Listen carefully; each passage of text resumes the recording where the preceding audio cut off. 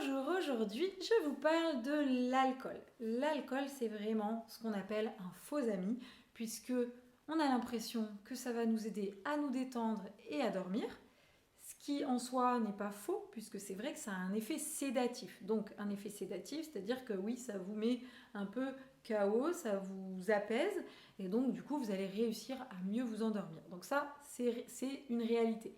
Mais le problème, c'est que après, le sommeil que vous obtenez derrière va être de mauvaise qualité. En fait, c'est un sommeil qui va être altéré, qui va être moins réparateur.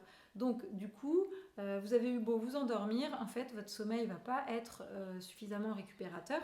Et il n'y a qu'à voir dans quel état vous vous réveillez le lendemain matin. Généralement, quand vous buvez, vous ne vous sentez pas réellement super bien le lendemain matin. Donc voilà, c'est quelque chose vraiment auquel il faut être attentif. Et si vous sentez que, c'est assez fréquent, hein, que le soir, pour vous détendre, vous prenez régulièrement 2 verres de vin, une bière, enfin voilà, après peu importe le type d'alcool.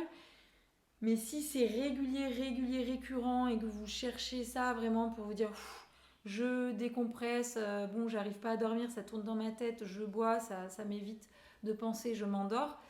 Là, c'est attention, parce qu'en fait, c'est vraiment là qu'on se rend compte que c'est un faux ami. C'est que dans un premier temps, on peut se dire oui, mais après, c'est un cercle vicieux qui entraîne plus d'anxiété, un sommeil moins récupérateur, et en fait, on s'embarque dans un truc où voilà, c'est pas l'idéal.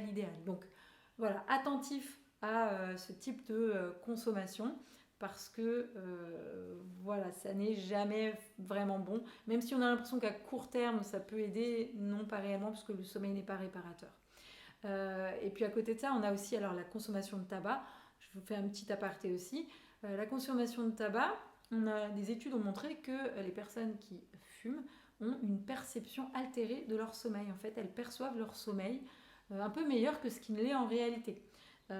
Et donc le tabac aurait aussi un petit peu tendance à altérer la qualité du sommeil, mais sans que les personnes s'en rendent forcément compte. Donc c'est quand même assez vicieux et c'est particulier.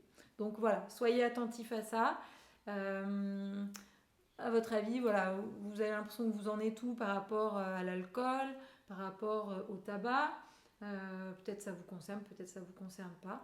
En tout cas, encore une fois, c'est une question à vous poser et peut-être faire le point. Voilà, je vous retrouve demain.